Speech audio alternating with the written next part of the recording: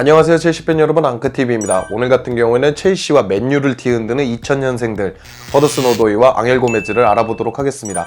앙헬 고메즈 같은 경우에는 맨유와 재계약을 실패하고 있고 첼시랑 이적설이 나기 때문에 첼시랑 전혀 연관이 없다고 볼 수 없고요. 오도이 같은 경우에는 최근에 좀 불미스러운 일이 벌어지면서 이게 범죄 영역으로 넘어갈 수 있는 일이기 때문에 조금 첼시가 경계해야 되는 일이기도 합니다. 물론 지금 램파드 감독의 요청으로 허더슨 오도이가 트레이닝에 복귀를 했고 경찰서로 갔다 오기는 했지만 보석금을 내고 6월 중에 다시 조사를 받아봐야 된다니까요. 정확한 팩트는 아직까지 나와 있지 않습니다. 앙헬 고메즈 같은 경우에도 이적이 확정된 것도 아니고 재계약이 완전히 불발된 것도 아니기 때문에 어느 것 하나 확정적인 건 없지만 첼시랑 연관된 이런 식으로 연관성이 많은 선수들이 어떤 식으로 첼시와 얽혀 있는지 한번 보도록 하겠습니다.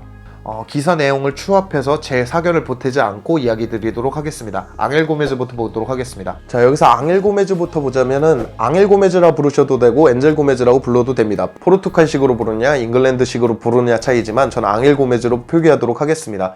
앙헬 고메즈 같은 경우에는 오도이랑 같은 2000년생이고요. 2006년도부터 맨유에 입단해가지고 쭉 맨유인 성골 뉴스이기도 합니다. 그렇기 때문에 타히티총, 그린우드와 더불어 갖고 맨유가 기대하는 유망주 중에 하나입니다. 실제로 그린우드나 타히티총보다 많은 기회를 받지 못했지만 7무대에 데뷔해서 순조롭게 데뷔 무대를 가져가고 있는 그런 선수라고 볼 수 있습니다. 자, 그럼 하나씩 뜯어보도록 하겠습니다. 피지컬적인 부분부터 뜯어보자면 168cm에 52kg입니다. 전체적으로 이것만 봤을 때는 글쎄 왜 영입을 해야 하나 이런 생각이 드실 겁니다. 첼시 팬들이 원하는 건 좀 키가 큰 선수, 치크라던가 이런 선수들을 원하고 있거든요. 치크를 제외하고 나면 전체적으로 키들이 그렇게 크지 않고 전체적으로 공중볼 싸움, 중원에서의 공중볼 싸움이 벌어졌을 때 우위를 가져가지 못하고 있습니다. 첼시가. 그렇기 때문에 치크, 밀란코비치, 사비치, 밀코사 같은 그런 선수를 원하고 있는데 좀 많이 작습니다. 암만 공격형 미드필더라도 키가 좀 작기 때문에 첼시 팬들이 미드필더를 영입하는 데서 기준 조건에 미달이 됩니다. 왜냐면 키가 큰 선수들을 원하고 있는데 이 선수 같은 경우에는 지금 있는 선수들보다도 작거든요. 캉테 정도 수준의 키이기 때문에 피지컬적으로 좀 아쉽다고 생각하지만 물론 캉테 그리고 메시 이런 선수들처럼 충분히 자신이 재능으로 이런 걸 극복할 수 있기 때문에 피지컬적인 문제는 아쉽기는 하지만 전혀 영입이 안 되는 조건까지는 아닙니다. 이 선수의 재능으로 하면은 공격형 미드필더답게 기본기가 좋고 테크닉이 좋고 드리블이 좋고 패스가 좋고 주력이 좋고 그러니까 전체적으로 유망한 선수입니다. 전체적으로 공격형 미드필더가 가져야 되는 재능을 두루두루 갖추고 있습니다.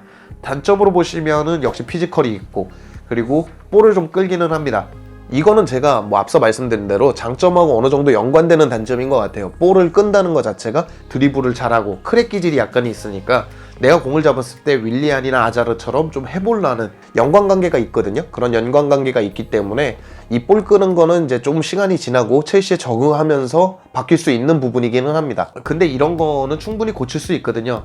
다 커서 고친 유형도 있습니다. 조르지뉴라고 해서 EPL 처음 들어왔을 때는 그 템포를 못 맞춰가지고 뺏기고 전체적으로 끊기고 후방 빌드업이 끊기고 그래서 수비 불안이 핵심이었는데 언제부턴가 패스 타이밍이나 태클을 들어가는 타이밍을 조금 더 빠르게 가져가면서 조르지뉴도 바뀌었기 때문에 이렇게 어린 선수는 충분히 어떻게 만지느냐에 따라 바뀌기는 합니다. 맨유가 가장 걱정해야 되는 것은 이제 계약 기간이 얼마 남지 않았다는 거죠. FA로 곧 풀리기 때문에 올 시즌이 마지막이기 때문에 그냥 놓아줘야 될 수도 있습니다. 재능이 있는 선수이기 때문에 그냥 놓아줘야 되는 거는 좀 타격이긴 하죠.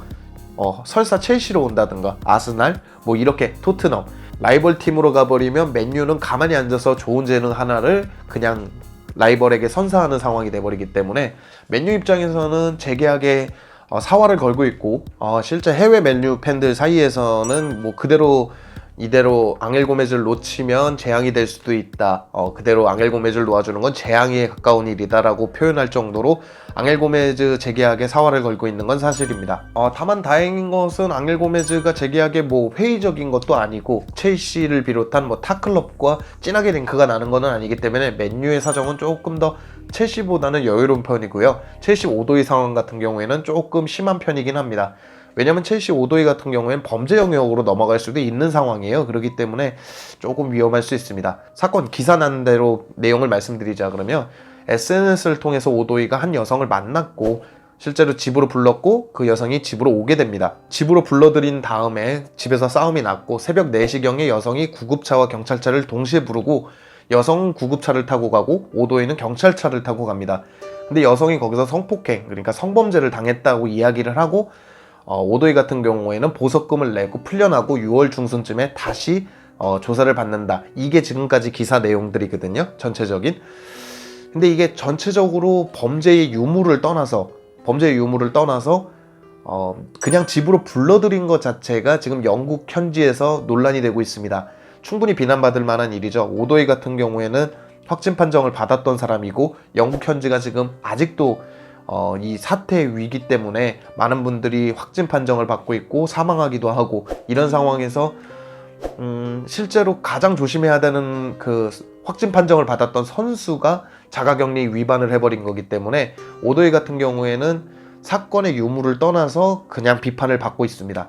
물론 현재 첼시 오도이 측에서는 이야기가 나온 게 없습니다. 무슨 입장문이나 뭐 변명이나 이런 게 나온 게 없는데 이게 조르지뉴 건하고 조금 틀린 이유가 이 사건을 처치하더라도 자가격리 위반 그리고 정부 지침 위반이기 때문에 오도이는 그것만으로도 첼시 팬들에게 비난을 받고 있습니다.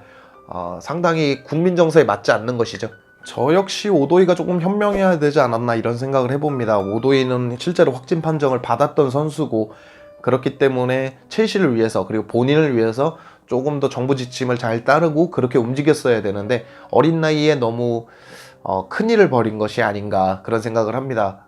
자꾸 이렇게 첼시 이미지에 손상을 입히는 행동을 하는 것은 좋지 않다 그렇게 보고 있습니다. 게다가 뭐 범죄 영역으로 그냥 넘어가 버리면 더 이상 설명할 것이 없죠. 그건 법의 판단에 맡기는 것이지만 실제로 지금 믿고 기다려주는 첼시 팬들에게 상처를 주는 행동이기도 하기 때문에 조금 더 현명했어야 되지 않나 이런 생각을 하고요.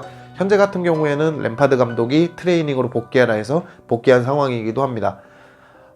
그렇기 때문에 지금 맨유는 앙헬 고메즈, 첼시는 오도이, 2000년생 잉글랜드 선수들 때문에 약간의 잡음을 겪고 있다. 그렇게 볼 수 있습니다.